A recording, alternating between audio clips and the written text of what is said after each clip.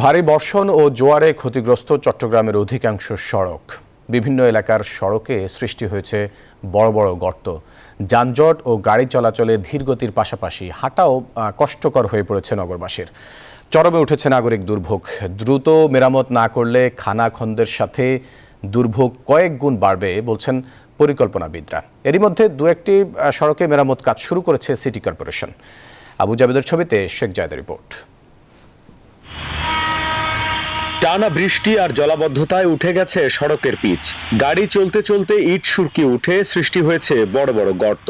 বন্দরনগরীর oxygen, Bayezid, CRB, বন্দর customs, Chawkbazar, Hamzarbag সহ বিভিন্ন এলাকা মিলে প্রায় 50-60 কিলোমিটারের মতো সড়কের এমন বেহাল অবস্থা বলছেন গাড়ি চালকরা। এখন তো খুব দুর্ভোগ অবস্থা, আমাদের গাড়ি চলাফেরা করতে আমাদের খুবই কষ্ট হচ্ছে। রাস্তার অবস্থা বেশি খারাপ, বিভিন্ন জায়গায় গর্ত হয়ে গেছে, গাড়ি চালাতে অসুবিধা হচ্ছে।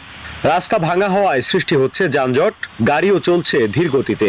রোগীবাহী অ্যাম্বুলেন্স ছাড়াও কেউই যথাসময়ে পৌঁছতে পারছেন না গন্তব্যে।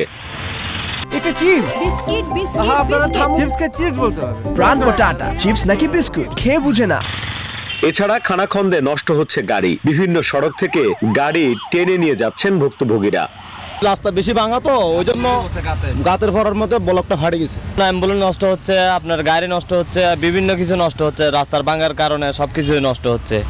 নগর পরিকল্পনাবিদরা বলছেন দ্রুত সড়ক মেরামত না করলে ভোগান্তি আরো বাড়বে। এছাড়া খানাখন্দের আকার বড় হতে থাকলে বাড়বে মেরামত খরচও।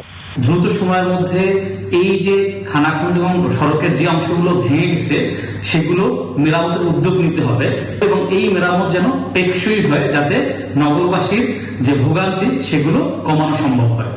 শহরের বায়েজিদ সড়ক সহ বেশ কয়েকটি এলাকায় মেরামত কাজ শুরু করেছে সিটি কর্পোরেশন।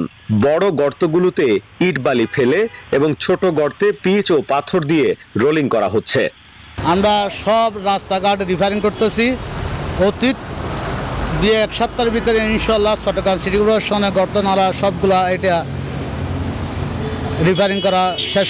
বৃষ্টিপাত ও জলাবদ্ধতা অব্যাহত থাকলে শহরের সড়ক যোগাযোগ ব্যবস্থা আরও খারাপ হবে এমন শঙ্কায় নগরবাসী। শেখ জায়েদ, নিউজ 24, চট্টগ্রাম।